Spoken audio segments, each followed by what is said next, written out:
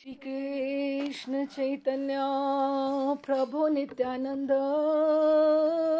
श्री अद्वैत गदाधर शिवासादि गौर भक्त वृंद श्री रूप सनातन भट्ट रघुनाथ श्री जीव गोपाल भट्ट दास रघुनाथ। एही छै गोसाई कौरी चरण वंदन यहाँ है ते विघ्नाशे अभीष्ट पुरन अभीष्ट पुरन अभीष्ट पुरन। राधे श्याम जी, आज हम ब्रिज के ठाकुर का चौथा भाग आज शुरू कर रहे हैं। आज मेरे यहाँ करते या आपके यहाँ करते उसका भी एक कारण था कि राधा रमन जी का ये जो सप्त दिवाले अगर आप दर्शन करो अब ये भी मेन कारण था विशेष कि ये जैसे हम ये सोचें कि ये जो है सातों ठाकुर जो है सीक्वेंस में अगर हम ये सोचें, जो पहले अगर आप जो दर्शन कर रहे हैं ये गोविंद देव जी हैं जयपुर के, वो जो ऊपर लगे हुए हैं, और अब आप देखो ये सिर्फ सबसे ऊपर हमारे लिए हैं, सबसे ऊपर और सबसे पहले हैं। तो जिस सीक्वेंस में ये आए वहां वृंदावन में प्रकट हुए, गोविंद देव जी का हमने किया था सबसे पहले। उसके बाद गोविंद के बाद गोपीनाथ जी हैं, गोपीनाथ जी है जो हम कर चुके हैं, और उनके पश्चात जो है वो मदन मोहन ठाकुर हैं, मदन मोहन है जो करौली में है, ठीक है। तो उसके बाद वैसे राधा दामोदर हैं बीच में, लेकिन उसके पश्चात वैसे अगर हम सीक्वेंस में देखें तो राधा गोकुलानंद सबसे पहले आए थे, जो सेकंड लास्ट है इसमें, जो सेकंड लास्ट हैं जो इधर दर्शन आपको, वो गोकुलानंद ठाकुर हैं। गोकुलानंद खैर सबसे बाद में आए थे, लेकिन उनमें से हम धीरे धीरे पढ़ेंगे, आपको पता लगेगा सप्त दिवाले क्या है। लेकिन यहां जो ठाकुर विराजित हैं, ये मंदिर सबसे पहले बना था, सबसे पहले, क्योंकि लोकनाथ गोस्वामी पाद सबसे पहले आए थे यहां पे, ठीक है। और आखिर वाले इधर श्याम सुंदर हैं, बीच वाले जो आ रहे हैं तीन इधर राधा दामोदर हैं, और इनमें और राधा रमन जी दर्शन हो ही रहे हैं जो आज के हमारे विषय हैं, ठीक है। ये सप्त दिवाले महर्षि बड़ा सुंदर बात कहते हैं कि जब हम भजन करते हैं ना, हम अपने ठाकुर के सामने करते हैं तो हमारा भाव, हमारा जो तेज, ठाकुर जी के अगर आप किसी के घर में जाओ सपोज, या उनके मंदिर में आप दर्शन करो, कई तो ठाकुर जी ऐसे चमक रहे हैं, आपको पता लगता है इस मंदिर में, इस घर में बहुत अच्छे से सेवा हो रहा है। किसी के घर में जाके आपको एकदम से पॉजिटिविटी आती है, किसी के घर में आपको उतनी नहीं आती है। ये पॉजिटिविटी वाइब्रेशंस जो हैं ये भजन से ही आती हैं। जितने ठाकुर आपके चमकेंगे, जितना तेज होगा, और अपने ठाकुर जी के समक्ष उनका रूप माधुरी का दर्शन करते हुए हमारा जो भजन का जो मार्ग है ना, ये शुष्क नहीं है। ठाकुर हमारे रसिक शेखर हैं, माधुर्य रस है, और बहुत सुंदरता से, सुंदर रीति से हंसते गाते नाचते कूदते उत्सवमय जीवन को बनाते हुए, कोई विरक्तता कि रो रो के भजन करना, ऐसा नहीं है हमारे में कुछ भी। तो प्रसन्नता से हम होली दिवाली भी करते हैं, अच्छे से करते हैं, श्रावण के भी उत्सव करते हैं, गिरिराज जी की भी पूजन करते हैं। तो ठाकुर जी के साथ सब कुछ नया और सुंदर है। हमारे ठाकुर ही नव किशोर नव किशोरी हैं, तो उनके साथ जितनी भी चीजें जुड़ी हुई हैं वो भी नव नवायमान है, ठीक है।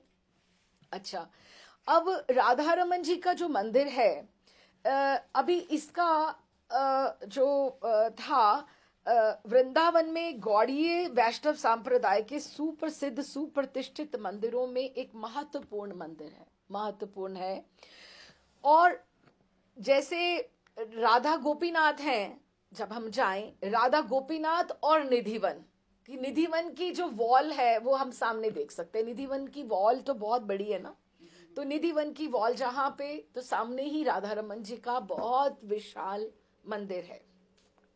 ठीक है, तो इसके मुख्य द्वार के सामने बहुत बड़ा रास मंडल बना हुआ है, बहुत बड़ा रास मंडल। अब ये रास मंडल कैसे, चबूतरा सा बहुत बड़ा, वहां पे रास हुआ करती थी। गोपाल भट्ट जी वहां पे, वो गोपीनाथ जी की भजन स्थली है, आ, आ, जो गोपाल भट्ट जी के प्रथम शिष्य हुए, गोपीनाथ जी की भजन कुटीर है वहां पे, जहाँ पे रास मंडल है। अभी महर्षि के शिष्य ने वहां पे, राठी जी हैं, उन्होंने उसका भव्य निर्माण एसी बनवा दिया है, सारा हॉल पूरा का पूरा। वहां पे कथा भी हो सकती है, जैसे महाराष्ट्र की आ रही है ना, सेवा आ रही है, तो वहां के पे कथा वहीं पे हुआ करेगी, परफॉर्मेंसेस भी हुआ करेंगी।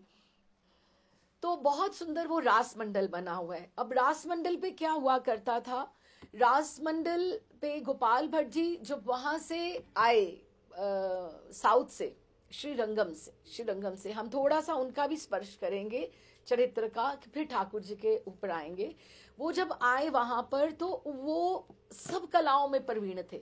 अभी किसी के हाथ में बहुत कला होती है, कोई नृत्य में बहुत, संगीत में बहुत अधिक अच्छा होता है, या श्रृंगार में बहुत प्रवीण होता है। तो वो श्रीरंगम में वो वेंकट भट्ट जी के वहां पे जो महान अर्चक श्रीरंगम जी के हैं, उनके वो पुत्र रहे। अब ये जो पूरा का पूरा जो चरित्र है गोपाल भट्ट जी का, यूट्यूब पे लिंक है, तो अगर आप चाहें, या मैं जैसे उनका आते हैं दिवस आते हैं तो मैं भेजती भी हूँ वहाँ पे, तो आप सुन सकते हैं। तो कहने का अर्थ ये कि बहुत छोटे थे, गोपाल भट्ट जी 8 साल के थे जब चतुर्मास महाप्रभु ने उनके घर श्रीरंगम में किया था। श्रीरंगम में भी ऐसे कैसे, श्रीरंगम में बहुत सुंदर ठाकुर हैं, बहुत सुंदर हैं, और वो कितने प्राचीन है, वो सारा का सारा विस्तार आपको गोपाल भट्ट जी के चरित्र में उस लिंक में मिल जाएगा।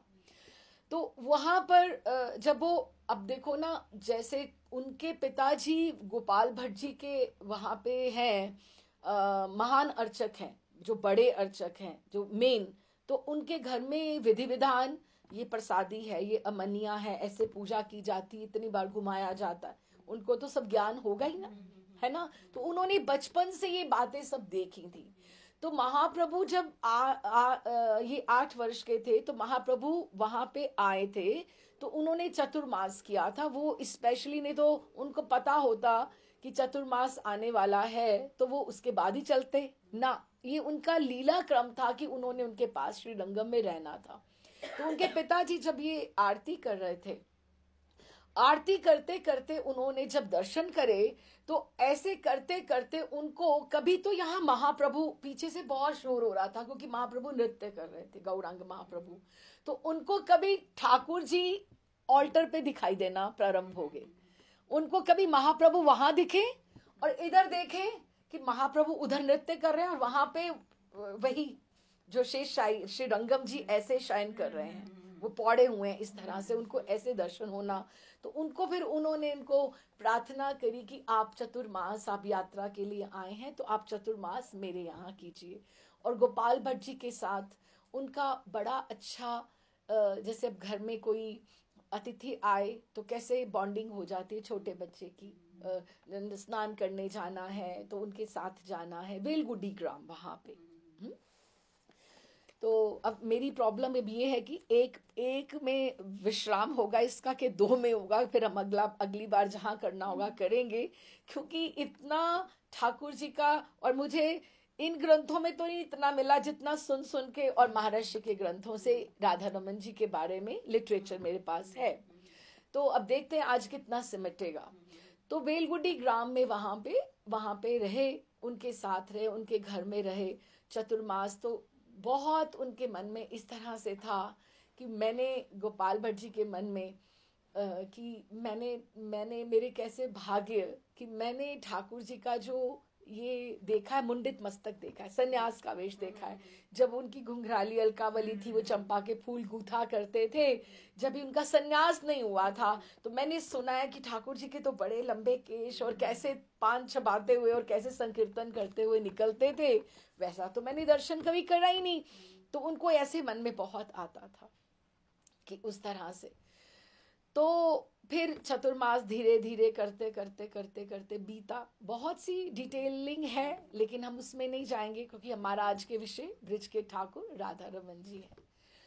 तो वो जाते जाते बहुत रोए, मूर्छित भी हो गए, लेकिन उन्होंने इनके पिताजी को बोला कि इनका ब्याह ना करना, इनको आप अच्छे से इनका भागवत और इस सब ग्रंथों का अध्ययन कराना। और उन्होंने आदेश दिया कि आप एक बार गंडकी जरूर जाना, नेपाल गंडकी, वहां आपको अपने जीवन की अमूल्य निधि की प्राप्ति होगी। ये उन्होंने उनको बोला। तो उन्होंने इस तरह से उनकी बात समझी, ब्याह नहीं करना और माता पिता की सेवा करना। जब तुम इनके दायित्व से मुक्त हो जाओ तो तुम फिर जाना, ये बात हुई। ठीक है, तो वो महाप्रभु तो चले गए, उनके जो कार्य थे उन्होंने जहां जहां जाना था उन्होंने किए। अब हम इधर आते हैं, तो उन्होंने जब भी ब्याह नहीं किया, ग्रंथों का अध्ययन करते रहे। उनके चाचा जो थे प्रबोधानंद सरस्वती पाद, वो निर्गुण निराकार में, उसमें दूसरे में जैसे सिद्धांतवादी होते हैं, ब्रह्म ओहो अहम ब्रह्मस्मि ऐसे जो मानते हैं, उसमें थे वो। उनके बड़े ये लाडले थे, लेकिन वो भी, उन्होंने भी सन्यास पहले ही ले लिया था, महाप्रभु के दर्शन उन्होंने नहीं किए। फिर महाप्रभु ने उनको भी वापस भेज दिया था वृंदावन, उनका भी परिवर्तन हो गया था। चैतन्य लीला माधुरी में सब आएगा धीरे धीरे। चलो, उन्हें गोपाल भट्ट जी के वृंदावन जाने से पहले वहां प्रबोधानंद जी वहां पहुंच चुके थे, वहां पर वृंदावन में।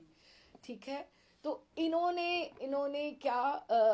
फिर दायित्व अपना निभाया। लेकिन माता पिता का जब उनका शरीर उनका छूटा, तो इनको अब मन में अब यही था कि मुझे उनकी ठाकुर जी की, जैसे महाप्रभु की आज्ञा थी, मुझे वृंदावन जाना है और वहां पर जाकर सव्यवस्थित करना है, जिस तरह से मुझे भजन उपासना में। अब आप ये भी एक बात समझते हम चलें कि ये जो है महाप्रभु के समय में ये सब जो आए हैं पुरुष देह में, ये अनन्य मंजरियां हैं निकुंज की, ये पुरुष देह में आई हैं। जैसे गोविंद देव जी के लिए हमने रूप गोस्वामी का पढ़ा, ये रूप मंजरी हैं।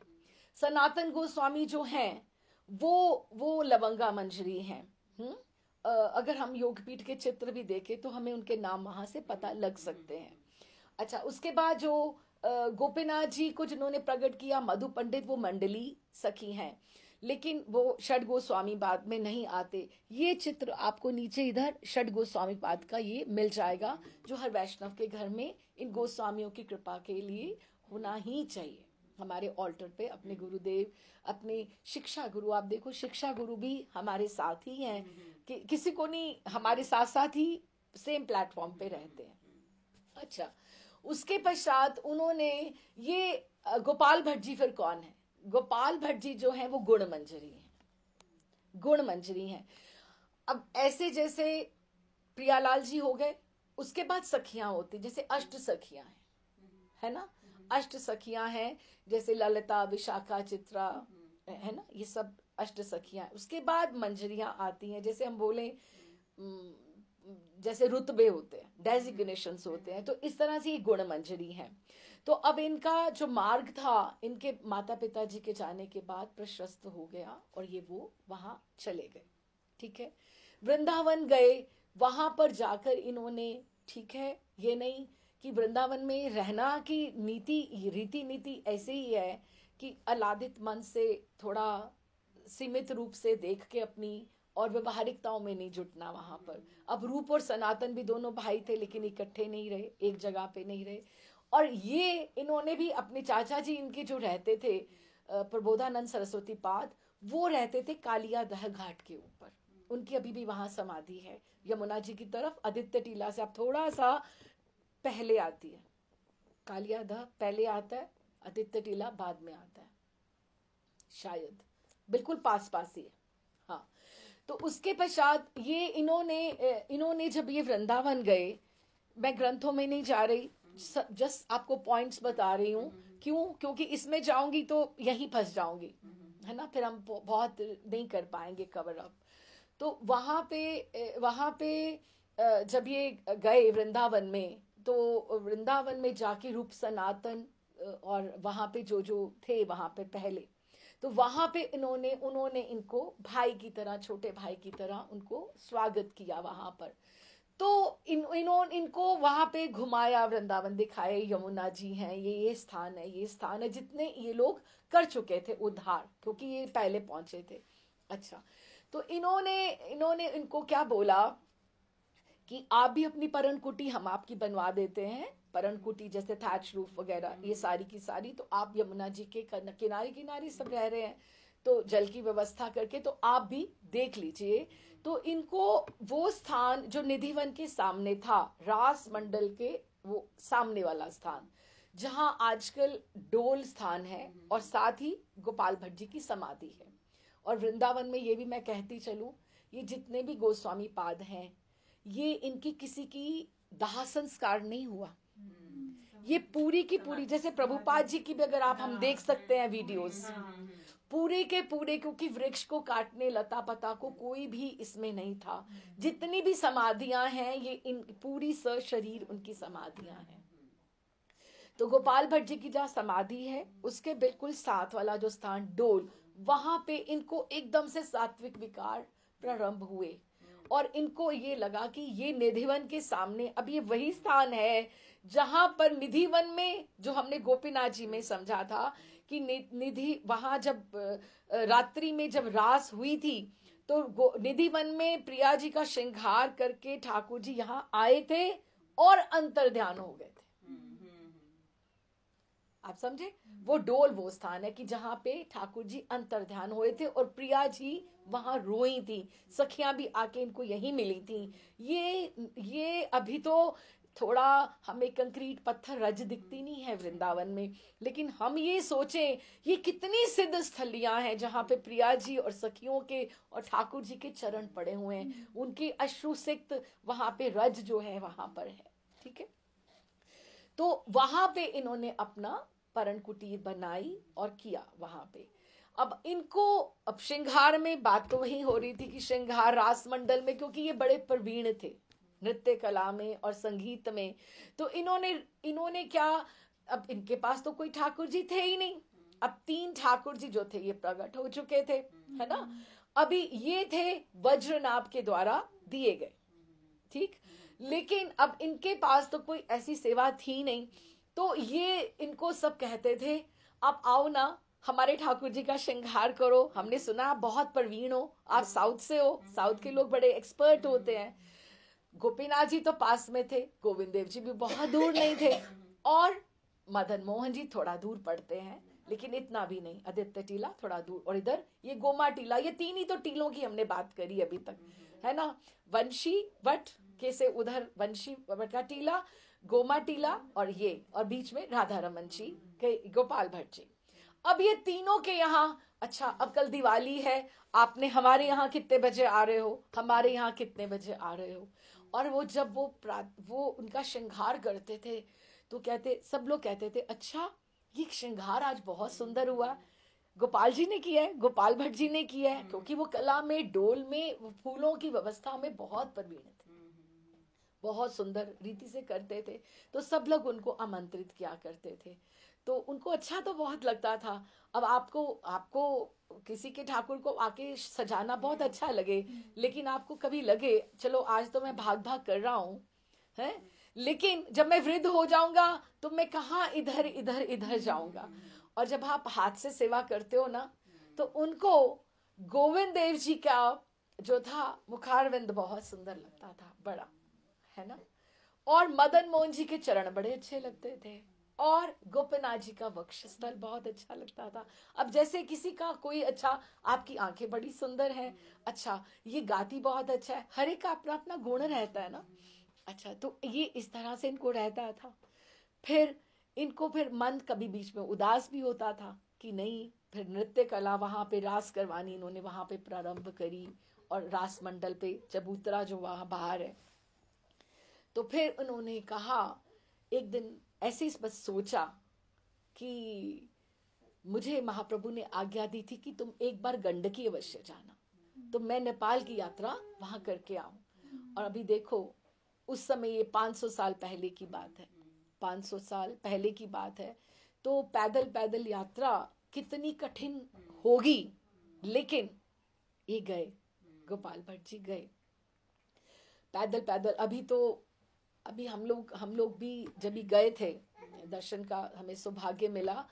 अब यहाँ से हमें पहले नेपाल जाना होता है, नेपाल से फिर पोखरा, फिर वहाँ से और एक और जमसम करके, फिर वहाँ से, अब मुझे थोड़ा थोड़ा भूल भी रहा है क्योंकि बहुत 7-8 साल हो गए हमें गए भी। फिर वहाँ से ऊपर मुक्तिनाथ, और ऊपर दामोदर कुंड।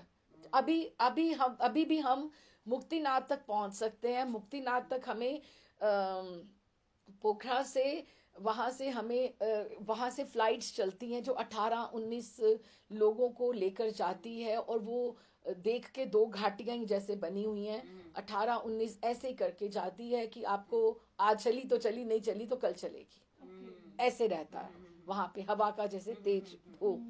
तो 18-19 इतनी छोटी छोटी फ्लाइट्स होती हैं।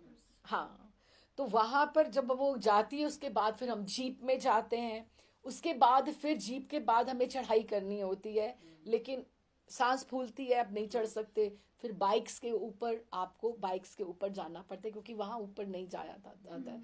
और मुक्तिनाथ पे दर्शन तो हैं ठाकुर जी के, लेकिन उसके ऊपर जो दामोदर कुंड है, वहां 4-4 जनों के वहां पे चॉपर्स चलते हैं, वहां पे 4-4 जाने का। वो भी हम लोग नहीं गए दामोदर कुंड, लेकिन वो लोग डिस्करेज ही करते हैं, क्योंकि इतना ज्यादा टिकट भी है वहां पे। और अगर 4 सवारियां मिलेंगी, अगर आप 2 हो या 3 हो, तो फिर वैसे ही मुश्किल है, हर कोई वहां तक जाएगा भी नहीं।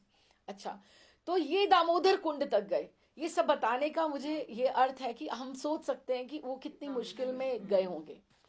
और जाते जाते हुए रास्ते में देवबंदे ग्राम आया, सहारनपुर वाली तरफ से। तो वो एक गांव में वहां पे रुके, तो एक परिवार में उनका बहुत अच्छा संबंध हो गया उनका। तो उन्होंने फिर वापसी पे भी वहीं पे रुकते हुए गए थे। है, तो चलो हम उसके बारे में बाद में बात करते हैं। तो दामोदर कुंड वहां पे गए, वहां पे तो दामोदर कुंड का जल अभी जो है मुक्तिनाथ पे, उन्होंने 108 धाराएं ऐसी करी हुई हैं, 108 धाराएं पाइप लगी हुई हैं, जिसमें आप एक एक में स्नान करते हुए ऐसे आप घूम सकते हो। ठीक है, तो और इधर 1-2 कुंड बने हुए हैं, लेकिन आप उसमें से भी आप स्नान कर सकते हो। लेकिन इतना ज्यादा ठंडा पानी, ठंडा है कि आपके जैसे फ्रीज हो जाए, आपके पाँव बिल्कुल जैसे नीले पड़ जाएं, इस तरह से आप वहां पे करते हुए स्नान वहां पे जाएंगे। तो वहां से इन्होंने जब भी आचमन किया, स्नान किया वहां पे, क्योंकि उन्होंने मुक्तिनाथ दामोदर कुंड बोला था जैसे महाप्रभु की आज्ञा थी। तो वो उन्होंने जब भी उन्होंने स्नान करके, जब भी उन्होंने सूर्य को इस तरह से अंजलि में भर के दिया, तो उनके हाथ में बड़े छोटे ऐसे मिलाकर शालग्राम जी आ गए। जैसे आए, अभी इतने इतने बड़े शालग्राम जी। अब शालग्राम जी के दर्शन के लिए भी मैंने आपको इसीलिए इधर बुलाया था, अब कि आप इधर ही हम करें कि शालग्राम जी की शिला के भी आपको दर्शन हो। तो शालिग्राम जी कैसा क्या है वो भी अब अलग कथा है। लेकिन हम थोड़ा सा समझ लें, बिल्कुल बेस लाइन। जालंधर की कथा आपको पता है, और वृंदा देवी की, है ना। तो वृंदा देवी से जो श्रापित ठाकुर जी हैं, वो जब भी उनको श्राप मिला, हाँ, तो वो उन्होंने जो वो पत्थर हो गए थे, है ना, शिला बन गए थे। तो वो जो उन्होंने जो ऑर्नामेंट्स, आभूषण पहने हुए हैं, ठाकुर जी ने मुकुट भी पहना होगा, ये भी पहना होगा, सब पहना होगा ना, वो सबके सब शिला के भीतर चले गए। तो असली शालग्राम जी की पहचान ये है कि उसमें से स्वर्ण कणिकाएं निकलती। अभी तो क्या कितने साल, 500 साल हो गए। तो अब ये लक्ष्मी जी का स्वरूप माना जाता है। जो स्वर्ण की कणिकाएं हैं हमारे ठाकुर जी समय भी निकलती हैं, अपने आप निकलती हैं। आज आपको बड़ी एक दिखनी शुरू हो जाएगी।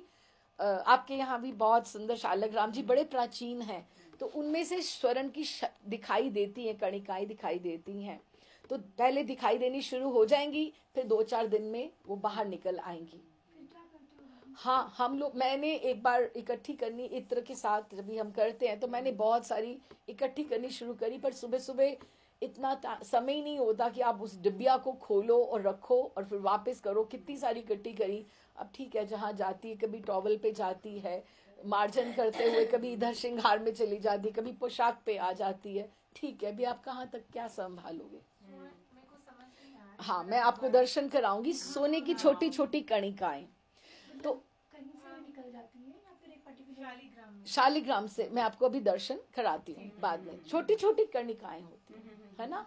वाह, हाँ हाँ। तो वो सेवा वो कैसे अपने आप आती है धीरे धीरे या हाँ, अंदर से आती है, अंदर से निकलता है, अंदर से जैसे निकलती आप उनकी सेवा करते हो? हाँ, इत्र जब आप लगाते हो तो उसमें से निकलती है।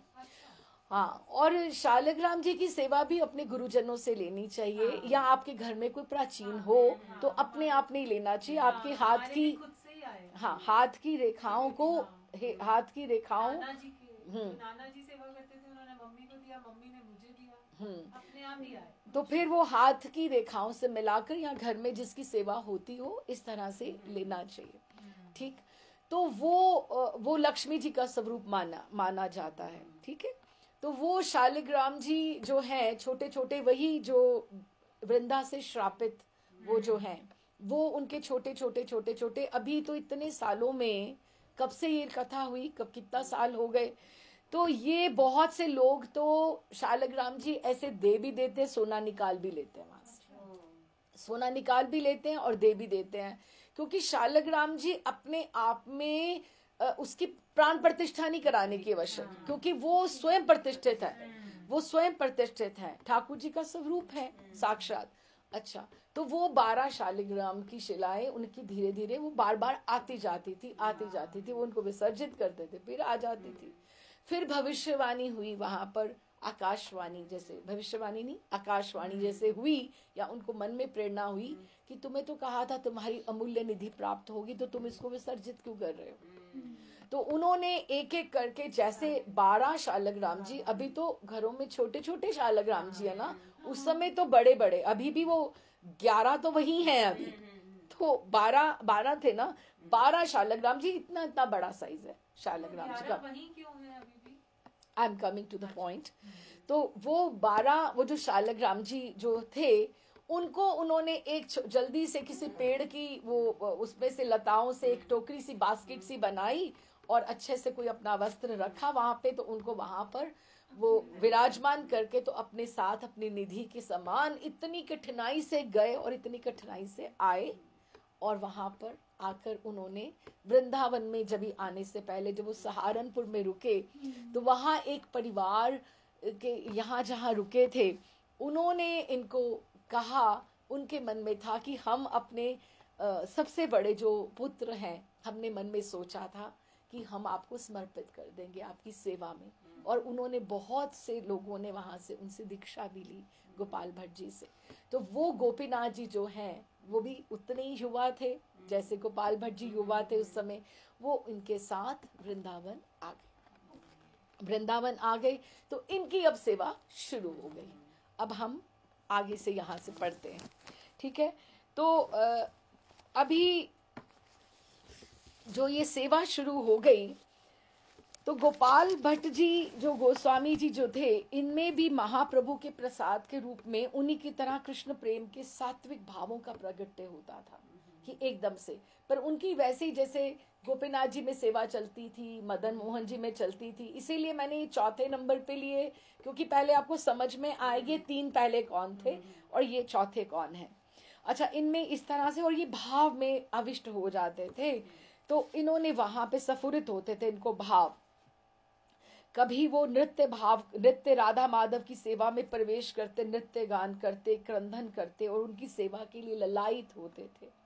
और अपनी कुटिया में वो 12 शालग्राम जी की सेवा अर्चना तो करते। अब वहां पहुंच गए थे, वहां जो वट वृक्ष है वो अभी भी वहां है। जो वहां वृक्ष है वहां पे उन्होंने बहुत सी सुंदर एक पिटक सी जैसे बना ली, बास्केट सी जैसे बना ली, जिसमें उनको सुबह स्नान कराते, फिर उनको वहां पधरा देते, उनको झूला करते।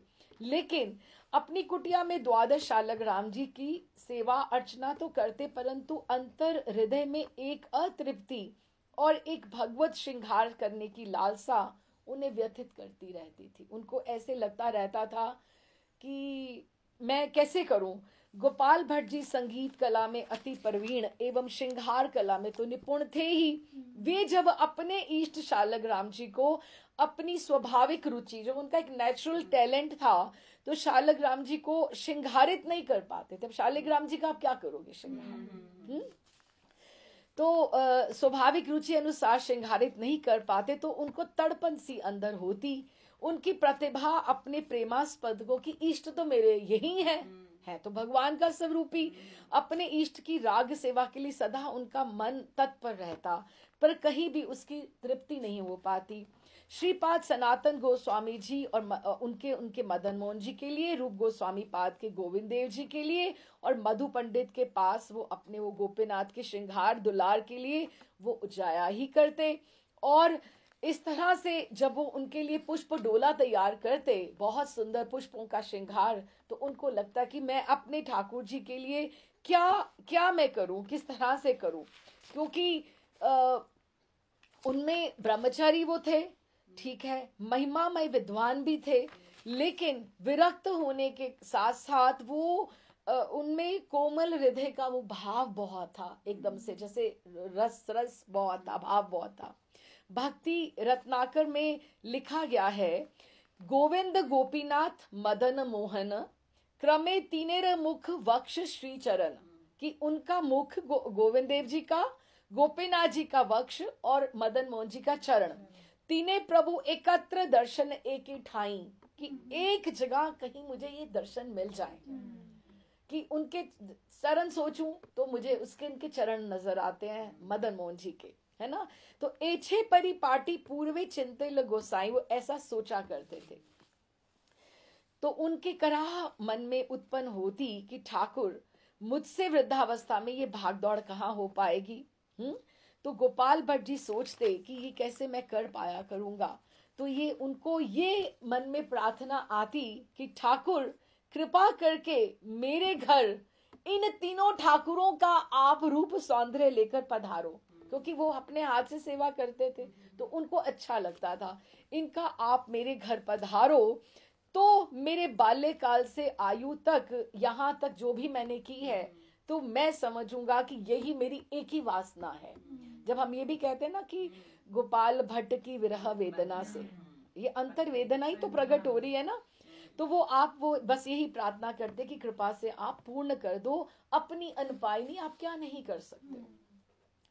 और ये वासना तो तब ये और प्रबल हो जाती जब कोई सेठ, कोई बाहर से कोई राजा आते, तो वो सब गोस्वामियों के सामने बात करते कि अच्छा आपके ठाकुर जी मदन मोहन जी के लिए अब की बार क्या लेकर आए। अब की बार जब आए तो वो कोई बोलता हमारे ठाकुर जी के लिए मुकुट ले आना या वागा ले आना, पोशाक ले आना। तो वो जैसे ये भी बैठे होते, अब किसी ने कुछ बोला तो किसी ने ये भी बोला, तो इनसे भी स्वाभाविक ही पूछ लेते। तो ये कहते गोस्वामी जी कि आपके ठाकुर जी के नहीं हमने दर्शन करे, आपके ठाकुर जी कितने बड़े हैं, हम उनके लिए क्या लेकर आए। तो उनके लिए क्या लेकर आए अब की बार, तो वे रसिक भक्त तो सम्मान की दृष्टि से पूछेगा ना कि क्या लेके आवे। लेकिन गोपाल भट्ट जी का तो वैसे ही हृदय इतना भारी हुआ होता ये सब सोच सोच कर कि वो उनके आंसू ही बहने शुरू हो जाते, और वो क्या कहते, कंठ से अवरुद्ध कंठ हो जाता उनका, और कहते, इतना ही कह पाते, मुझे ये शब्द कहीं न कहीं मिले, ये बड़े महर्षि का ये ग्रंथ है, बड़े महर्षि ने लिखा हुआ है, ये इनके ग्रंथ से कोई शब्द होते हैं जो आपके मन में ठहर जाते हैं। हाँ, वो क्या कहते कि हमारे जो ठाकुर है ना, वो गर्भ में स्थित शिशु की तरह है। अभी उनके नखशिख नहीं उत्पन्न हुए, छोटे हैं अभी वो, लेकिन ये नहीं कि है नहीं, है, लेकिन वो शालग्राम जी के भीतर छिपे हुए हैं। शालग्राम जी के वो गर्भ में शिशु के समान हैं। उनके हस्त कमल चरण अनक शिख अभी विकसित नहीं हुए, बड़े नहीं हुए। जब विकसित हो जाएंगे ना तो फिर हम आपको बताएंगे हमें कैसे आभूषण बड़े चाहिए, छोटे चाहिए, पोशाक इत्यादि इन उपकरणों की आवश्यकता होगी। अभी तो हमारे लिए ये अलंकार व्यर्थ है। अभी तो हमारे ठाकुरों के काम जो है तुलसी, चंदन और इससे इत्र से बस हो जाता है। जल और कुछ चाहिए भी नहीं, इनकी सेवा तो सीधी सीधी है, पर्याप्त है। हाँ, तो फिर देने वाला तो चला गया, लेकिन गोपाल भट्ट जी के सुकोमल रसिक स्निग्ध मन में व्यथा और निज श्री विग्रह सेवा के लिए वो जो तड़प होती थी, मानो उसका एकदम से स्रोत उठ जाता था, उत्पन्न होता था। और एकदम से गोपाल भट्ट जी कितने ही दिन, कितनी ही रातें, कभी उनको गोविंद देव जी का मुखारविंद नजर आता, कभी उन्हें मदन मोहन जी के चरण नजर आते, और कभी उनको एकदम से भीगते भीगते वही डोल स्थिति में, वहां पे ही जहां ठाकुर जी प्रकट होते हैं वहीं पर वो रहते। हाँ, फिर उन्होंने इस तरह से वो अंकित हो रही थी धीरे धीरे, जैसे धीरे धीरे अंकित हो रहा था गोविंद देव जी का उनके मन में, जैसे मुखारविंद बैठ रहा था। हाँ, एक रूप जैसे माँ की तरह, जैसे माँ जो देखती है तो वो सब साकार होता है। ठाकुर राधा रमन जी कोई सामान्य ठाकुर नहीं है, आप सोच के देखो। अच्छा, फिर उन्होंने कातर कंठ से प्रार्थना करते, भगवान इन तीनों ठाकुरों का कहीं तुम सौंदर्य लेकर मेरे घर पर धारो। हाँ, जब वे अपने कुटिया में शालिग्राम शिला का अभिषेक करते तो अनायास ही आंसू साथ में मिल जाते। कहते, ठाकुर बताओ तो तुम्हें मैं नूपुर कैसे बांधू? हाँ, तुम्हारे चरण कहाँ है, तुम्हारे हस्त कहाँ है, मैं कंगन कैसे पहनाऊं, तुम्हारी कटी कहाँ है, मैं करघनी कैसे तुम्हें बांधूं, मैं तुम्हें किस रीति से पगड़ी बनाऊं, क्योंकि हर एक का करते हैं तो उनको मन में होता था। और हृदयगत भावों को अश्रु बन किसी को कहते नहीं थे। ढलक ढलक, ठाकुर तो साक्षी है ना, तो सुन रहे हैं, ढलक ढलक झरने लगते और उनका कंठ भर आता। अचानक एक दिन नीलाचल जगन्नाथपुरी से मन महाप्रभु का प्रेषित एक भक्त आया। तब महाप्रभु तो वहीं थे और इन्होंने बचपन में ही दर्शन किए थे।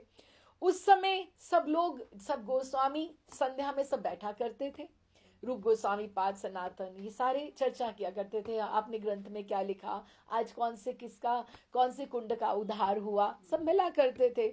सभी बैठे हुए थे। तो उस भक्त ने आकर अपनी मंजूषा खोली, अपनी पिटारी खोली और अतिशय विनम्रता से मन महाप्रभु का हस्तलिखित पत्र के साथ संदेश देते हुए कहा, ये नीलाचल से स्वयं महन महाप्रभु श्री गोपाल भट्ट जी ने अपना प्रसादी डोर, कोपीन वस्त्र, वो जो नीचे पहनने वाला, और ये जो वस्त्र है और आसन का जो पट्टा है, हाँ, ये प्रेषित दिया करा है। और कहा है, सनातन श्री रूप आदि वैष्णव वृंद विधि सहित ये गोपाल भट्ट जी को अर्पण कर दे।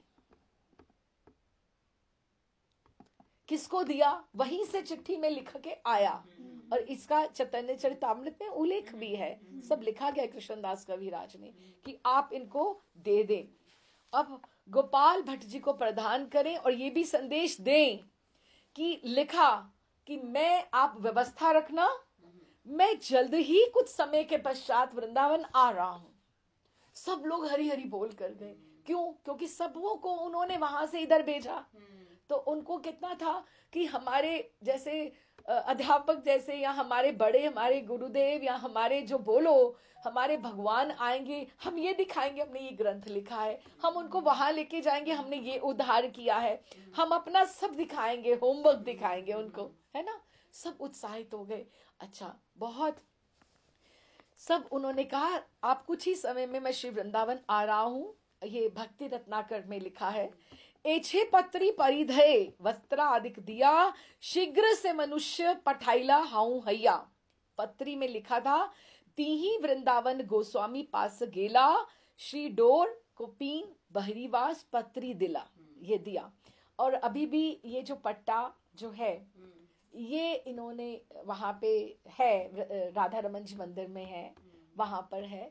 और जो वस्त्र भी अभी जीर्ण शीर्ण थोड़ा हो गया है, उसको फ्रेम करा के उसके दर्शन कराए जाते हैं। ठीक है, मंदिर में वहाँ पे रहता है। कभी मेरे पास हो कोई चित्र तो मैं भेजूंगी आपको। महाप्रभु के आगमन का संदेश सुनकर डोल में उपस्थित सब वैष्णव वृंद आनंदित उठ हरि बोल करने लगे। तो एकदम से जैसे ये आदेश दिया, तो सभी गोस्वामी गण ने महाप्रभु प्रेषित उपकरणों से सबके सामने, संत समाज के सामने संपूर्ण विधि अभिषेक के साथ गोपाल भट्ट जी को समर्पित कर दिया। पर गोपाल भट्ट जी कहते ये महाप्रभु का पट्टा है, मैं इस पे कैसे बैठ सकता हूँ। अब देखो ना, आप सोचो महर्षि का जो सिंहासन हो गुरुदेव का, हम उसके ऊपर कैसे बैठ जाएं। लेकिन उन्होंने, उसकी भी लीला है कि उन्होंने क्यों भेजा, वो अलग कथा है, उसमें नहीं हम जाएंगे, उसकी भी कथा है। लेकिन दैन्यता से उन्होंने आराध्य के रूप में महाप्रभु के द्वारा इस अमूल्य निधि को एकदम करुणापूर्ण हृदय से सिर पर धारण किया और फिर इष्ट इष्ट श्री शालग रामशिला के पास ही जैसे उनकी पूजा करते थे ऐसे इनकी पूजा करने लग पड़े। आज भी मन महाप्रभु का प्रसादी डोर कोपीन वस्त्र और पट्टा सब श्री राधा रमन जी के मंदिर में प्रतिष्ठित है। उनकी अर्चा होती है और विशेष उत्सवों पर उनके दर्शन होते हैं और भक्तों के लिए उपलब्ध होते हैं। अब हम इन प्रसादी उपकरणों के पश्चात बात करते हैं उस दूसरे संदेश की जो महाप्रभु ने भिजवाया था कि आप व्यवस्था रखें, मैं भी कुछ ही समय में श्री धाम वृंदावन आ रहा हूं। महाप्रभु वृंदावन पधारेंगे, इस वाक्य में अब हम ही सोच लें, हमें पता है महर्षि ने आना है, उत्साह है ना। तो ये कि ठाकुर जी गौर हरि आ रहे हैं, ये बताया नहीं जा सकता कि व्यवस्था रखो मैं आ रहा हूं। सामान्य हमारे कोई भाई बहन ही आ रहे हो हमारे पास रहने के लिए, तो हमें कितना उत्साह चाव होता है। तो उनके लिए भी ये आगमन की प्रतीक्षा सहज नहीं थी, प्रतीक्षा सब चल रही है। गोपाल भट्ट जी शन शन महाप्रभु के विरह की पीड़ा से विकल हो जाते, दीर्घ श्वास लेते, हृदय का एक एक स्पंदन, जो हृदय की धड़कन थी, वो महाप्रभु के स्मरण में कातरता और उन्माद की स्थिति में व्यतीत होने लगा। ऐसे लग रहा था मानो रात्रि दिन विरह सागर कब आवेंगे, कब आएंगे। कोई वहां पे ऐसे तो नहीं कि कल ही पहुंच रहे हैं, इतनी लंबी तो उड़ीसा से वहां से पैदल यात्रा करते हुए आना है, ऐसे तो नहीं आना। उद्वेलित एकदम से, प्रचंड विकलता एकदम से। पवित्र वो जो डोल स्थान की जो रज कणिकाएं वहां पे थी, कहते हैं कि अश्रु सिक्त ही रही, आंसुओं से गोपाल भट्ट जी कभी इस बात के लिए रोए, कभी इस बात के लिए रोए, वो रोते ही रहे। सिंचित हो रही थी, इरिगेशन हो रही है। अब उस इरिगेशन में से क्या निकलने वाला है, इतने विरह में से विरह वेदना इकट्ठी हो गई है। बड़े महर्षि अपनी कथा में बहुत अच्छा सुंदर कहते गोपाल भट्ट जी की इन अनवरत अजस्र अश्रुधारा। महर्षि हमारे बड़े महर्षि, आपने तो कभी खैर सुना नहीं उनको, मैं तो, मेरे तो गुरुदेव हैं, दीक्षा मेरी उन्हीं से हुई है। महर्षि जब बोलते थे ना, झड़ी लग जाती थी 17-18 सिनोनिम्स की। एक शब्द, एक अक्षर, एक से शुरू हो रहा है, तो जैसे अ पे, क पे, क ख, लोग गिनते गिनते थक जाते इस तरह से। और इतना सुंदर, एंड ही वॉज जस्ट 18 साल, महाराज जी 18-19 साल के थे। महर्षि 6 साल के थे जब ही लॉस्ट हिज मदर। बड़े महाराज जी की मैं बात कर रही हूँ। हाँ, तो उनकी दादी नहीं उनको पाला। हाँ, लेकिन महाराज जी ने नारी महाकाव्य 20 साल की आयु में लिख दिया। नारी महाकाव्य 360 टाइप्स ऑफ जो है कि फीमेल्स के कैसे स्वभाव होते हैं या हो सकते हैं, और सब कविता रूप में। नारी महाकाव्य लखनऊ यूनिवर्सिटी में, वहां पे पीएचडी एमए जिसने में पीएचडी जिसने करनी है उसके में आ गई। स्टूडेंट्स ने बहिष्कार कर दिया कि इसको हटाओ, ये तो हमारे पल्ले नहीं पड़ रही। 18 साल के युवक ने ये लिखी, और मैं बता रही हूँ, नारी महाकाव्य को राष्ट्रपति से सम्मान मिला गया महर्षि ने। महर्षि ने और भी बहुत सारे ग्रंथ लिखे। तो महर्षि की भाषा बहुत वो कहते थे कि जैसे ठाकुर जी की, जैसे आप देखो घर से बाहर निकलो, है ना, घर से बाहर निकलो, थोड़ा तो अच्छे से बन के निकलोगे ना। हाँ, तो कहते थे महर्षि जो भाषा होती है ना ठाकुर की दासी है। हाँ, वो कथा अलंकारित होनी चाहिए। भाषा उसके लिए आप ऐसे नहीं बोल सकते ठाकुर जी को आपको यही बोलना पड़ेगा, आप नहला दिया नहीं, स्नान करा दिया। अलंकारित भाषा। अच्छा, आप ठाकुर जी को ऐसे यहाँ लिटा देते हो? नहीं, ठाकुर जी को पढ़ा देते हैं, ठाकुर जी को शयन करा देते हैं कि हम जो भी कर रहे हैं शब्द ठाकुर जी के लिए अलग होने चाहिए। जैसे उनके बर्तन अलग होते हैं, जैसे उनका वस्त्र अलग होते हैं, तो इस तरह से हमें उनको स्वाभाविक वैसा नहीं लेना चाहिए, है ना। महर्षि कहते हैं गोपाल भट्ट जी की इस अनवरत अजस्र अश्रुधाराओं के झरनों से निर्मित इस भावपूर्ण करदम, ये कीच बन रहा था, कीच में से एक कमल निकलने वाला है। ये बैकग्राउंड तैयार हो रही है। कदम अर्थात कीच में से एक नील वर्ण का एक कमल निकलने वाला है, उसके लिए कीच तैयार हो रही है। हाँ, अर्थात नील वर्णीय कमल रूपी राधा रमण का अवतरण होना ही संभव था इतने आंसुओं में से। और कहा सो इसीलिए गोपाल भट्ट जी की अश्रुओं की पृष्ठभूमि में भूमि तैयार हो रही थी। फिर उनकी व्यथा विकलता मानो उफान आ गया। कहाँ तो वो प्रतीक्षा कर रहे हैं और कहाँ जगन्नाथ जी से संदेश आ रहा है कि महाप्रभु जगन्नाथ जी में लीन हो गए। अब आप ये सोचो, कहाँ तो तैयारियां हो रही, प्रतीक्षा हो रही, उनके ऊपर क्या गुजर रहा होगा। फिर और आंसू और आंसू और विरहा। विदारक समाचार वृंदावन वैष्णव समाज के श्रवण में जब आया तो हाहाकार मच गया। सब लोग, रूप सनातन, सब लोग वहां पर कितने व्यथित हुए होंगे। समस्त वैष्णव समाज में त्राही त्राही मच गई। सब जन अपने को ऐसे समझने लगे अनाथ निराधार, जगत को निस्सार, की हमें जिन्होंने कार्य के लिए भेजा, हम जिनको सब दिखाना चाहते थे तो वही चले गए। क्योंकि गोपाल भट्ट जी तो 11 वर्ष के 8 वर्ष के ही थे जब उन्होंने श्रीरंगम में महाप्रभु के दर्शन प्राप्त किए थे। और आज इतने वर्षों के पश्चात महाप्रभु के दर्शन की जो पुनः लालसा प्रतीक्षा में क्षण क्षण उनका बीत रहा था, तो उनको ये जब ये समाचार ये मिला तो उनका एक बार तो उनसे ये पीड़ा सहन ही नहीं हो पाई। और एकदम से आशा की, ये महर्षि की वाणी है, आशा की एक ऐसा स्तंभ बन रहा था, प्राचीर बन रहा था, भंग हो गया, टूट गया एकदम से। और बहुत दिनों में हृदय में संचित करुणा जो एकदम से थी अश्रुओं की धारा में परिप्लावित होने लगी एकदम से। अब ये जो समाचार था सबके लिए ही था, लेकिन जितने सब प्रसन्न थे उतने सब उदास भी हुए। लेकिन गोपाल भट्ट जी तो बहुत उदास। अब वृंदावन में एक बड़ी कठिन सी स्थिति हो गई। ऐसी स्थिति जब श्री कृष्ण को अक्रूर ले गया था, तो कैसे वृंदावन में सब ऐसे मरे जैसे हो गए थे, सुन जैसे हो गए थे। उन्माद विषम लहर, कि पक्षी उदास है, कि पशु उदास है, कि माँ उदास है, कि सखा उदास है, कि गोपियां उदास है, जैसे उदासी में होड़ ही लगी होती है। और यही स्थिति अब वृंदावन में एक ऐसी उदासी की लहर, सब बात भी करते तो रोते हैं। गोपाल भट्ट जी के इस अनंत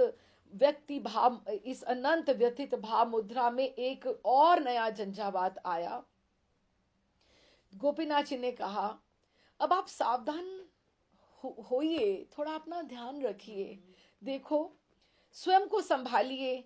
आज आपको कितने दिन हो गए आप रोते रोते, आज तो वैशाख शुक्ल नरसिंह चतुर्दशी है, वैशाख शुक्ल नरसिंह चतुर्दशी है, हाँ चतुर्दशी है। आप दामोदर शिला का संध्या में अभिषेक तो करो ना, इस तरह से उठो।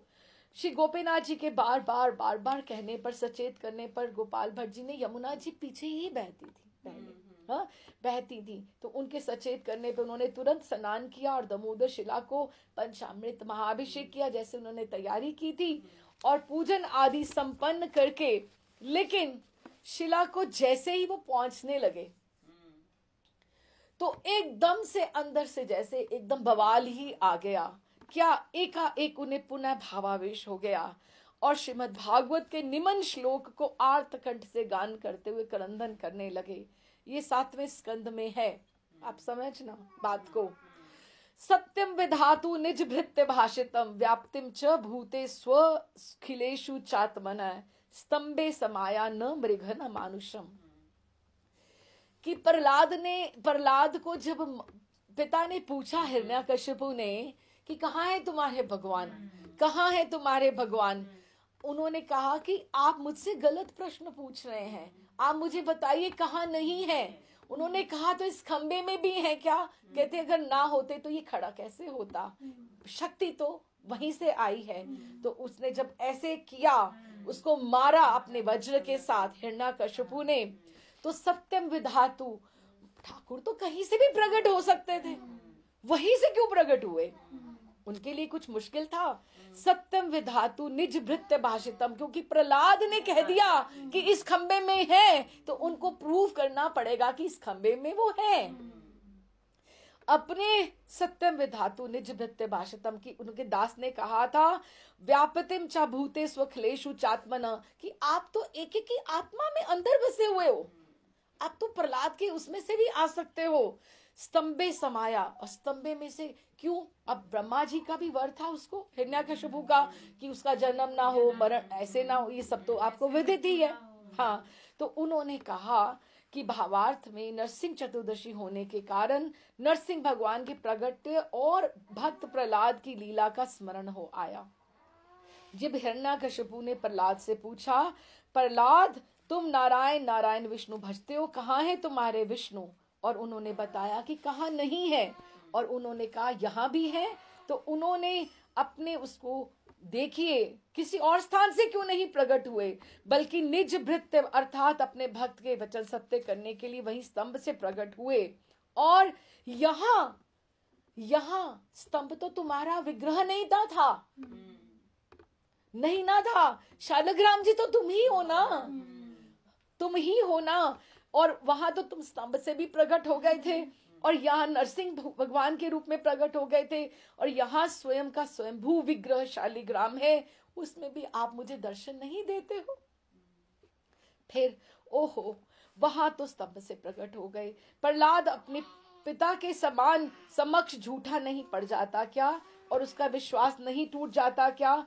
हे गोविंद, हे मदन मोहन, हे गोपीनाथ, वही तीनों को आवाज दे रहे, क्योंकि वही तीनों को ही उन्होंने हृदय में समाया हुआ है। मुझे आपके इस विग्रह में आपके दर्शन क्यों नहीं हो रहे हैं? अब तो मुझसे मेरे प्राण धारण करना भी असंभव है। हे गौर हरि, हे गौर सुंदर, कहते कहते कातर कंठ से रुदन करने लगे, और श्री भट्ट जी मूर्छित हो गए, धरती पर निपतित हो गए। वहां उपस्थित जो वहां पे आए हुए थे, उन्होंने श्री भट्ट जी की मनोदशा देखकर व्यथित हृदय से किसी ने उनको संभाला, और गोपीनाथ जी ने बाकी जो पूजा थी उसका विश्राम किया और उनको शयन करा दिया मंजूषा में।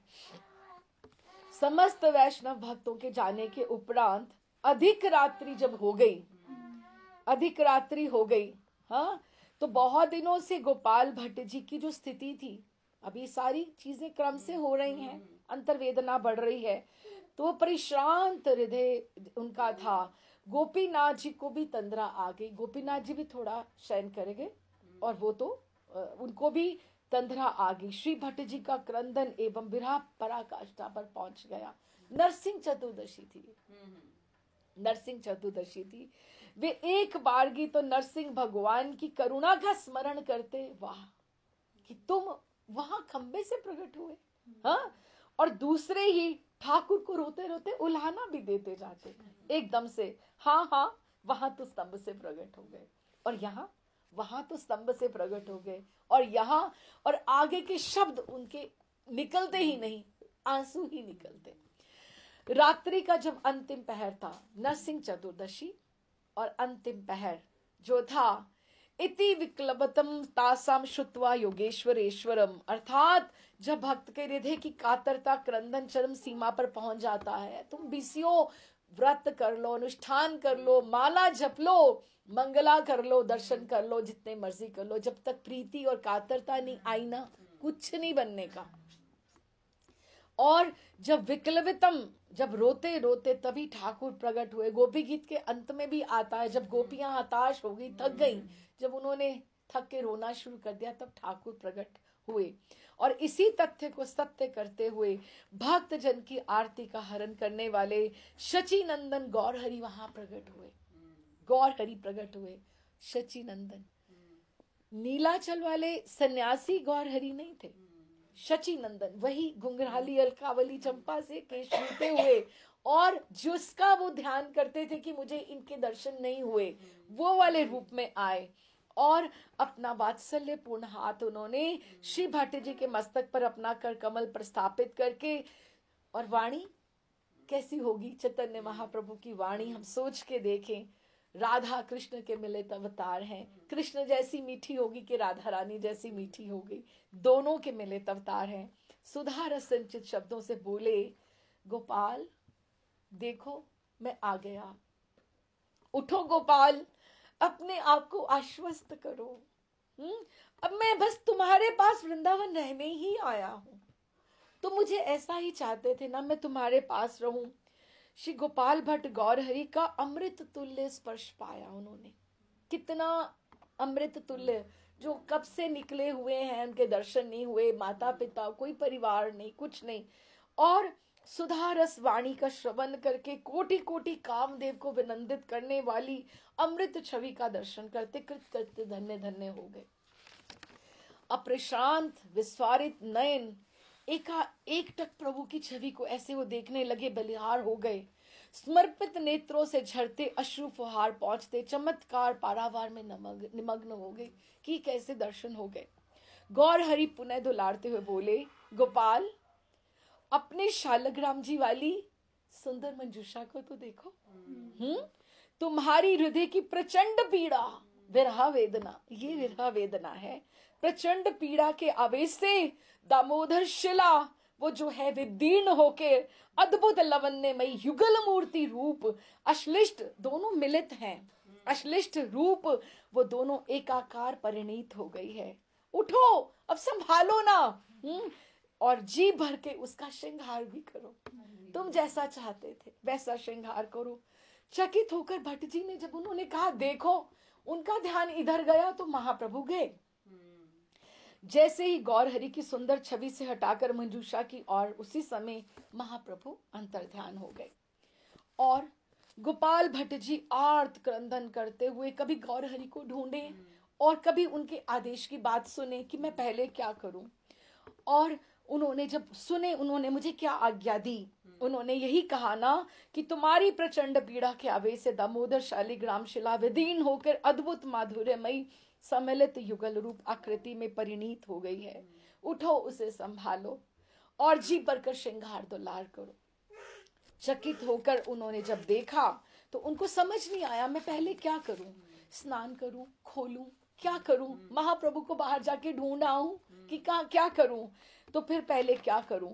तो उन्होंने उनके नेत्र अतृप्त चकोर की तरह, जैसे कि मेरे प्रभु तो इधर ही थे पर मुझे आदेश देकर गए हैं, और वो शची किशोर को कातर हो ढूंढने लगे, पर उन्हें उनका कहीं कोई पता नहीं था। बाहर ढूंढ के आए, देख कर आए, कहाँ मैं देखूं। दीर्घ निश्वास लेते उनकी आज्ञा का स्मरण करते विवश होकर उठे और दास गोस्वामी उनको आवाज दी, गोपीनाथ गोपीनाथ जल्दी से जल लेके आओ। यमुना जी पीछे ही थी, जल्दी से स्नान किया, जल्दी से।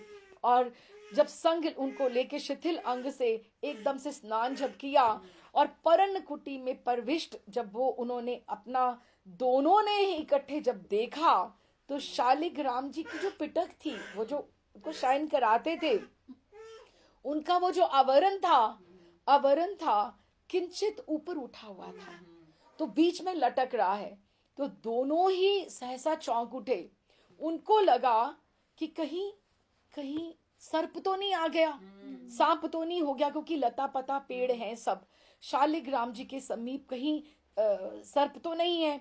गोपीनाथ जी ने एकदम से आगे बढ़कर वृक्ष पर झूलती लताओं को पीछे किया, क्योंकि अंधेरा था। हाँ, और उसी समय परन कुटी का जो छोटा सा वो गवाक्ष था और वहां से सूर्य की किरणें जो उदित हो रही थी, वहां से उसमें सूर्य के अरुणिम प्रकाश में वैशाख शुक्ल पूर्णिमा, उन्होंने बड़े महर्षि के कवि हृदय के जो शब्द हैं, अद्वितीय शब्द हैं, उनकी भंगिमा में हम उनकी ही भाषा में अपने इष्ट के दर्शन करते हैं। श्री गोपाल भट्ट जी का प्रथम दर्शन कैसा हुआ होगा, उनके हृदय पे क्या गुजरी होगी। अब आप देखो ना कि कैसे, उनको तो समझ में नहीं आया होगा। हाँ, माँ तो तैयारी करती है, नमाज तैयारी करती है, क्या क्या बना लूं, तो उन्होंने तो बस आंसू ही बहाए। ये गोपाल भट्ट जी का अपने इष्ट का प्रथम दर्शन है, प्रथम मिलन है। उनके हृदय की धड़कन शायद कुछ क्षणों के लिए रुक भी गई होगी। हाँ, और बड़े महर्षि बड़े भाव से परिपूर्ण शब्दों के में विशेषणों की झड़ी लगा देते हैं। हमारे इष्ट देव का प्रथम परिचय दिया उन्होंने। आइए एकाग्र मन से उसका चिंतन करें। गोपाल भट्ट जी ने और गोस्वामी ने गोपीनाथ जी ने जब मंजूषा का आवरण हटाया तो क्या न क्या नाम दिया महर्षि ने, सर्व शोक हरण, दिव्य, सचेतन, उनमें धड़कन है उनमें। हाँ, अनख शिक उनका एक एक नख है उनका, ठाकुर जी का। त्रिभंग ललित, ठाकुर जी ने ऐसा बन के दिखा दिया कि मैं ऐसा हूं। त्रिभंग ललित, लवण्यमयी, नयना अभिराम नेत्र, और जैसे ऐसे लग रहा था मृणाल पर मंडित, मृणाल क्या बोलते, कमल की जो टहनी, वो सॉरी डंडी होती है उसको मृणाल बोलते, जैसे नीले रंग का कमल खिल गया और विकसित प्रफुल्लित नील कमलों से युक्त। कहते महर्षि ने बहुत सुंदर बताया कि ऐसा जैसे एक पॉन्ड हो, डोल नहीं है, एक सरोवर है जिसमें नीले रंग के ही कमल खिले हुए हैं और पेड़ ही पेड़ हैं, उसमें कोयलें ही कोयलें गान कर रही हैं। और वो जो नीले कमलों को जब उसका चूर्ण बना दिया तो वो नील कांति को धारण करके हमारे राधा रमण वहां पे प्रकट हुए। एक सुंदर विग्रह 11 शालिग्राम जी वहीं थे। उनके आज भी दर्शन कर सकते हैं। उनका नित्य वहां पर होता है, विराजित रहते हैं ना, राधा रमन जी मंदिर में। 12 शालिग्राम लेकर आए थे ना, वही है। और 12वें शालिग्राम जी का 12 नहीं थे अभी, वो 12वें में से राधा रमन जी प्रकट हुए थे। बोल राधा रमन लाल की जय। स्वागतम स्वागतम स्वागतम, गोपाल भट्ट जी के प्राण धन, स्वागतम स्वागतम। वे उनके अलौकिक रूप का दर्शन कर भाव विभोर होकर अपनी भाव समाधि से जागे। एकदम से क्या देखते हैं, दामोदर शालिग्राम शिला से युगल रूप दोनों युक्त विलक्षण श्री विग्रह प्रादुर्भूत हो गया है। श्री भट्ट जी को उनके दर्शन करके यूं लगा मानो कि असीम विरह के दुर्गम समुद्र की उताल तरंगों के जैसे चोट लगी होती, जैसे एक टाइड आती है ना, टाइड आती है तो पत्थर को भी काट देती है। तो ये विरह वेदना की ऐसी उताल तरंगे थी जिसने शालिग्राम जी को विदीर्ण कर दिया। हम ठाकुर जी को बोलते हैं हमारे ठाकुर जी कस्टमाइज्ड हैं, कि जैसा वो चाहते थे वैसे ही प्रकट हुए हैं। तो एकदम से सहसा ही आनंदमय चंद्रमा की जैसे अमृत धारा लिए दिव्य विग्रह प्रसारित हो गए। अब भट्ट जी को समझ नहीं आए, गोपाल भट्ट जी को, मैं अब क्या करूं, आगे क्या करूं, अब क्या करूं, किम कर्तव्य वे मूड हो गए। अभिषेक कैसे करूं, कैसे दुलराऊं, अब जैसे हाँ इनका श्रृंगार कैसे करूं, मेरे पास तो कुछ आभूषण ही नहीं है, इनको क्या वस्त्र पहनाऊं। ठाकुर जी ऐसे नग्न आके खड़े हो गए मेरे सामने, कैसे दुलराऊं। और गोपीनाथ जी भागे भागे सनातन रूप गोस्वामी रघुनाथ भट्ट जो गोस्वामी वहां तब तक पधारे हुए थे वहां उनको बुलाने भेजा। सब गोस्वामी आदि सुनकर कि ऐसा हुआ है भागे आए, मुग्ध हृदय से अविलंब पधारे। गोपाल भट्ट जी सबके लाडले थे। और देखो प्रथम जो है रूप सनातन ने इनका, क्योंकि उनके ठाकुरों के लिए उन्होंने इतना किया तो अब ये क्यों ना करेंगे, है ना। सब आपस में वहां पे है। वे सब परम आनंद में मग्न होकर विग्रह का, एक बार विग्रह की तरफ देखते, कभी एक बार गोपाल भट्ट जी की तरफ देखते, और सब रोने लगे वहां पर। और एक तरफ और असीम महिमा की मूर्त, और एक तरफ से ललाम अनंत अभिराम युक्त नील वर्ण विग्रह, सब चमत्कृत हो गए। हाँ, कि हम ये कहें कि वो तो उनको वज्रनाभ ने दिए थे, तो उनके तो नाम भी लिखे हुए थे नीचे। अब ये तो प्रकट हुए, इनका तो नाम भी नहीं पता है कि नाम क्या। अभी तो हम मूर्ति ही बोल रहे हैं, विग्रह ही बोल रहे हैं, अभी हम उनका नामकरण कहाँ हुआ है। पुनः महर्षि कहते हैं कि नरसिंह भगवान का प्रगट्य हुआ भक्त प्रहलाद के आवाहन पर, हुआ सत्य युग में, और शिव विग्रह का प्रगट हुआ कलयुग में। सत्ययुग में तो बड़ा कुछ हो सकता था, हो भी जाता था। ये अब की बार 483 व 483 था बर्थडे ठाकुर जी का, जन्म उत्सव प्रागट्य। तो ये श्री भट्ट जी के प्रेम आवाहन पर ठाकुर जी कली काल में ये प्रेम विरह की पराकाष्ठा सतयुग के प्रेम से कदापि छोटी नहीं है। बल्कि युग के अनुपात में, कलयुग में ऐसी बातें कहाँ होती है। हाँ, युग के अनुपात की दृष्टि से देखें तो बहुत अधिक शक्त और चमत्कारी ये बात है। यही कारण है कि गोपाल भट्ट जी की महिमा, राधा रमन जी को देखें तो राधा रमन जी को देख के गोपाल भट्ट जी की वेदना समझ में आती है, और गोपाल भट्ट जी की वेदना राधा रमन जी को देख के समझ में आती है। हाँ, और अति विनीत होकर अश्रुपूर्ण नेत्रों से गोपाल भट्ट जी ने सबको बताया कि नरसिंह चतुर्दशी पे ये हुआ, मैं ऐसे कह रहा था कि वहां तो ये हो गया, और यहाँ तो स्तंभ से प्रकट हो गए, और यहाँ तो तुम, और देखो फिर और सुंदर बात, उन्होंने कहा था ना, सत्यम विधातु ही शब्द हुआ ना, उन्होंने कहा था ना कि गर्भस्थ शिशु है, गर्भ से ही निकले ना, कहीं और से भी तो आ सकते थे ना, कुंड से भी आ जाए, किसी टीले से ही प्राप्त हो जाए ना। उन्होंने जो उनको प्रहलाद की बात करी थी, सत्यम विधातु, कि खंबे में से निकले, तो ये गर्भस्थ शिशु बोला था, तो अब ये गर्भस्थ शिशु गर्भ को फाड़ के ही निकले। हाँ, तो उन्होंने सब बताया कि श्रीमन महाप्रभु आए और उन्होंने कहा अब मैं यही वास करूंगा, और उन्होंने कहा श्री विग्रह के से मुझे उन्होंने ही बताया कि तुम देखो मैं आ गया हूं, अब मेरा श्रृंगार करो। और सब बातें ये सुनकर सब वैष्णव गोस्वामी मानो जैसे जय जयकार उठकर उठे। आज श्री विग्रह की मंगल कांति के दर्पण में गोपाल भट्ट गोस्वामी जी के स्वरूप का सत्य में साक्षात्कार हो गया। और आज श्री विग्रह के प्रागट्य से अब ये भी समझ में आ गया कि श्रीमन महाप्रभु ने गोपाल भट्ट जी को क्यों अपना पट्टा, अपना आशीर्वाद क्यों भेजा था, क्योंकि वो उन्होंने ये स्वयं रहस्य उद्घाटित हो गया कि किसी और के लिए क्यों नहीं भेजा। अच्छा जी, तो अब ये सब आए, तो फिर विग्रह तो पधारे और सबने उनका भाव विभोर होके दर्शन भी किया, पर उन्हें किस नाम से संबोधित करें। क्यों? क्योंकि सनातन गोस्वामी जी ने विचारने लगे कि अभी तक ब्रिज में जितने भी विग्रह प्राप्त हुए उनके नाम तो पहले से ही श्री कृष्ण के परपौत्र वज्रनाभ ने के द्वारा निर्धारित थे और लिखे थे नीचे कि गोविंद देव जी, मदन मोहन जी और गोपीनाथ ठाकुर। तो सनातन गोस्वामी जी ने विचारते हुए कहा, द्वापर में रास लीला के अंतर्गत जब गोपियों के मध्य से प्रिया जी को संग लेकर ठाकुर जी अंतर्ध्यान हो गए थे, तो वो प्रथम वो निधिवन श्रृंगारवट गए और वहीं उस दिव्य स्थली पर, उसके पश्चात इधर ही डोल स्थली के ऊपर श्री कृष्ण ने राधिका रानी का वेणी, वहां पहले वेणी श्रृंगार किया निधिवन में, और उसके पश्चात प्रिया जी बोली कि श्याम सुंदर मैं कुछ श्रमित हो गई हूं, मुझसे चला नहीं जा रहा। तो कृष्ण ने आगे आकर बोला, हे प्रिय आओ, मैं तुम्हें अपने स्कंद के ऊपर तुम्हें बैठाए लेता हूं। तो ये सब अंतरंग रस लीला, अंतरंग रस है।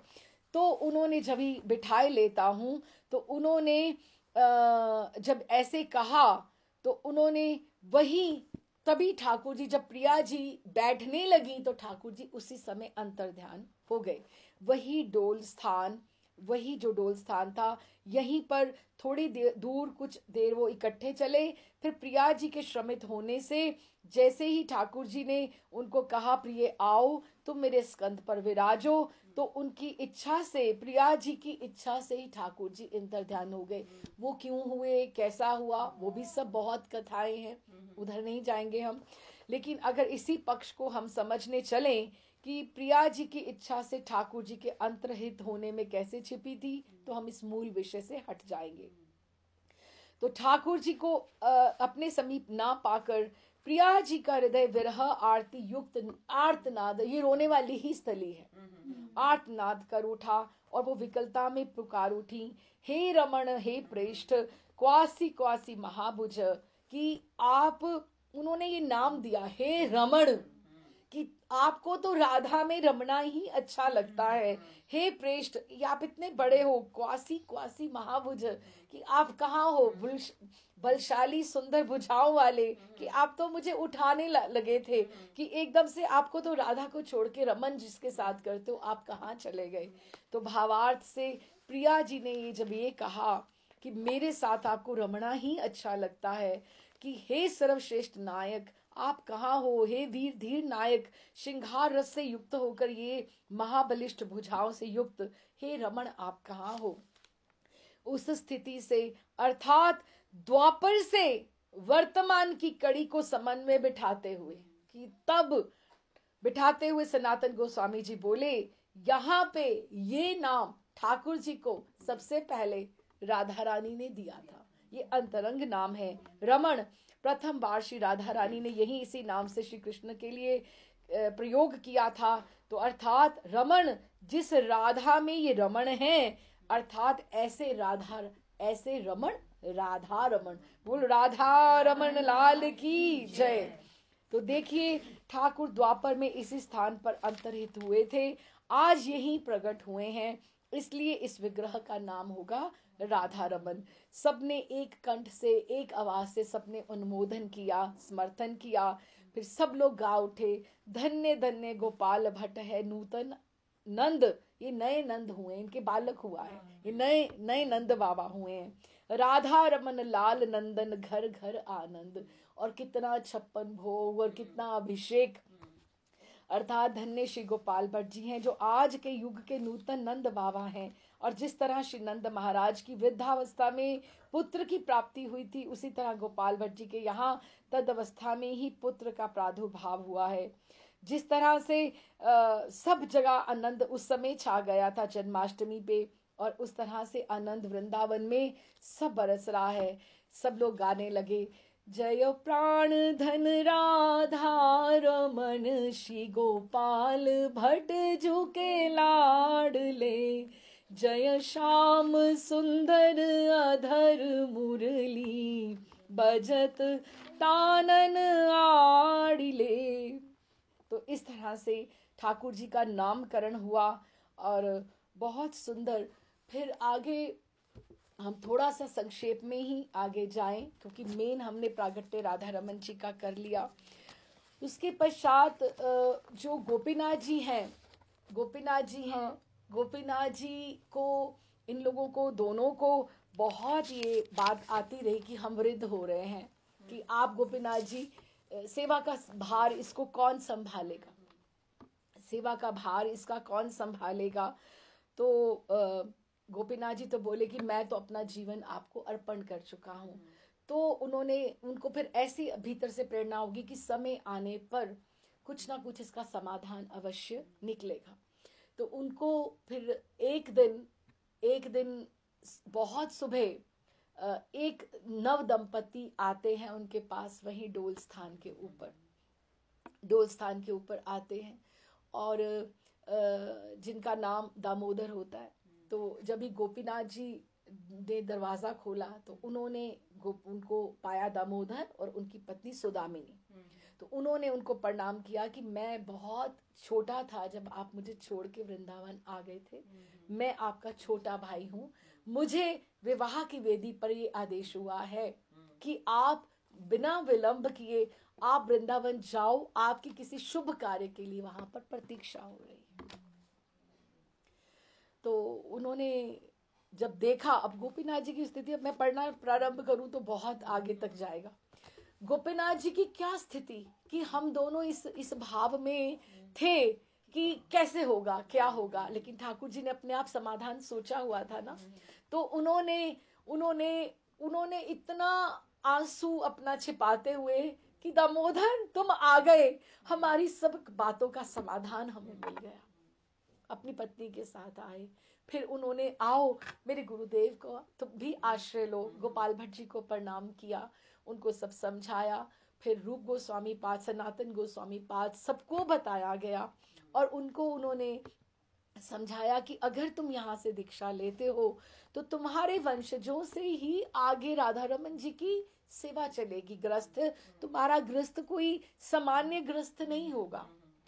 तो वो दामोदर परम पिता जो हमारी परंपरा के सबसे पहले रहे, गोपीनाथ के छोटे भाई और सुदामिनी माता जी, उनका भी सब महर्षि ने बहुत सुंदर लिखा हुआ है अपने ग्रंथ में।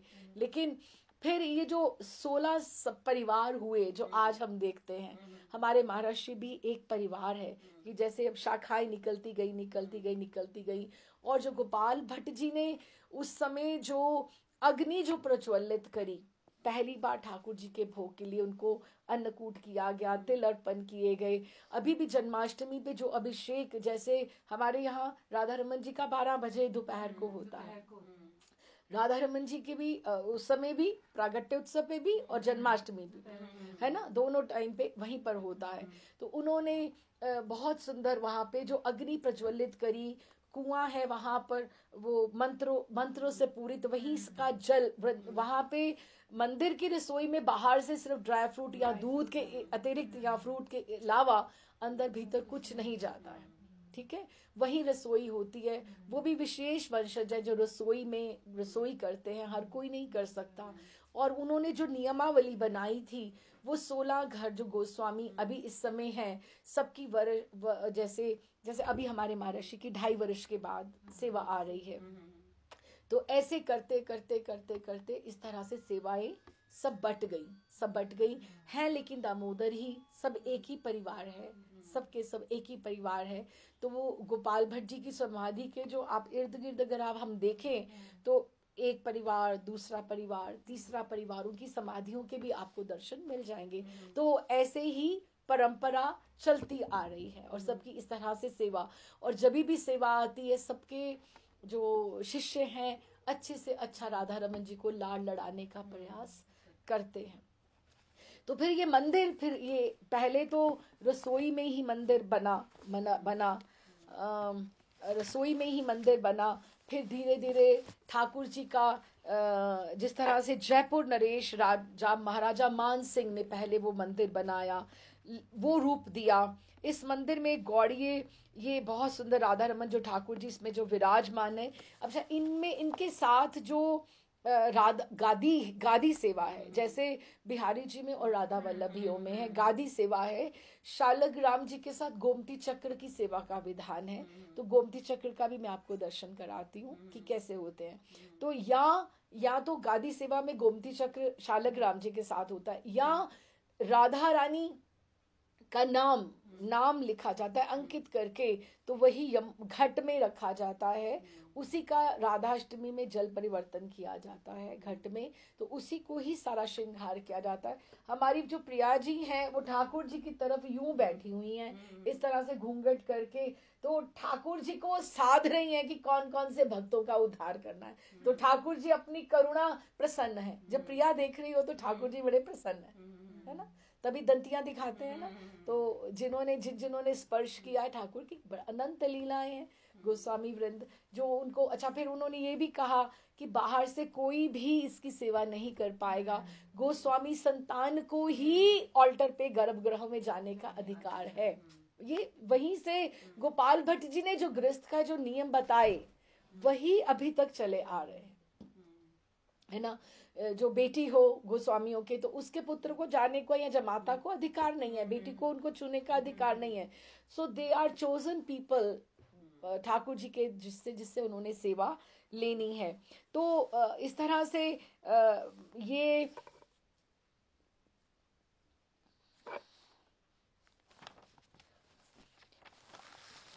ये जो फिर गौरनिष्ठ एक राजपूत भी था, राधा रमन घेरा की भी उसने स्थापना करी, जहाँ ये गोस्वामियों के सब घर हैं। और आप मानो हर एक घर में एक एक कुआं है, हर एक घर में कुआं है। अभी तो कुआं नल सिस्टम हो गए, पंप भी लगे हुए थे, तो वो उन्होंने बंद करवा दिए, क्योंकि डर भी लगता है घर में इस तरह से हो तो गोस्वामी परिवार के निवास स्थलों का निर्माण वहां पर हुआ धीरे धीरे, क्योंकि सेवा आ रही है, उनको बार बार से अपरस में जाना है। ये अपरस की सेवा गिनी जाती है। अपरस अर्थात आपको स्नान करके किसी को छूना नहीं है, और फिर आप वहां पे ठाकुर जी को छूने के लिए जाते हो। हाँ, अपरस जैसे सुबह के वस्त्र अलग हों, सेवा के वस्त्र अलग हों। अगर आप सबसे किसी चीज को छू लिया तो उनको दोबारा स्नान करने जाना पड़ेगा। अपरस की सेवा मानी जाती है। इवन प्रभुपाद जी की कथाओं में, राधानाथ स्वामी की कथाओं में, उन्होंने राधा रमन जी की प्रणाली का जो स्टैंडर्ड है वो उन्होंने माना है कि अगर आपको फॉलो अप करना है तो प्रभुपाद जी के लेक्चर्स में है। राधानाथ स्वामी भी लिखते हैं, बोलते हैं, जो हैं महाराष्ट्र के जो प्रभुपाद जी के शिष्य है, कि जो राधा रमन जी के जो स्टैंडर्ड्स हैं वो अपरस सपरस के वो हर जगह पे फॉलो होने चाहिए। तो जो अभी का जो ये मंदिर है वो वहां पे राधा रमन जी के शिष्य थे। राधा रमन जी के वो वहां पे शिष्य थे, उनके लखनऊ के नवाब थे वहां पे, वो जौहरी थे वहां पर। तो उनका एक चरित्र भी आता है, मैंने उसमें लिंक भी है। ललित किशोरी और ललित माधुरी, उनका पहले नाम क्या थे? कुंदन लाल और फुंदन लाल। उनके दादाजी दीक्षित थे, पिताजी हुए फिर वो। तो उन्होंने एक राधा रमन जी के लिए नया मंदिर का निर्माण प्रारंभ किया। तो जब निर्माण प्रारंभ किया उन्होंने, तो उन्होंने कुंदन लाल और फुंदन लाल दोनों को उन्होंने बोला कि आप जाकर पता करके आइए कि काम कैसे चल रहा है। हाँ, तो काम कैसा चल रहा है। तो उनका मन ही वहां रह गया, और कितनी देर के बाद, कितने मास के बाद, उनका जो पूरा ललित किशोरी जी का जो है ललित कुंज जो उन्होंने बनवाया, वो सब उसके चरित्र में आता है। तो उन्होंने बनाया वो मंदिर राधा रमन जी के लिए ही बना था, और उनके घर के ठाकुर जी का भी नाम राधा रमन जी था। हाँ, तो उनके उनके जब भी वो मंदिर जब बनाया, लेकिन ये सब गोस्वामी जो थे जन थे, उन्होंने कहा नहीं, ये डोल स्थान जो है प्राचीन है, तो हम यहाँ से वो नहीं जाएंगे। ठाकुर जी समाधि भी बगल में है। तो उन्होंने वही स्थान का बोला कि आप इसी का दोबारा से निर्माण कर दीजिए। फिर वो ललित कुंज में उनके अपने ठाकुर राधा रमन जी विराजे, वो भी छोटे से ठाकुर। प्रियालाल जी बड़ा सुंदर स्वरूप है। तो टेढ़े खंबे वाला मंदिर कहते, शाह बिहारी वाला कहते, निधिवन के दरवाजे के बिल्कुल सामने है। बहुत बड़े भक्त हैं। तो उन्होंने ही ये जो आज का हमें रूप दिखता है राधा रमन जी का मंदिर, ये उन्होंने ही बनाया था। तो इस तरह से बहुत सुंदर। लेकिन आज जो हमें भीड़ की स्थिति दिख रही है, टूरिस्ट जो आ रहा है, और इस तरह से जो भी दिख रहा है, तो अभी लगता है कि मंदिर भी बहुत छोटा पड़ रहा है, बहुत छोटा पड़ रहा है।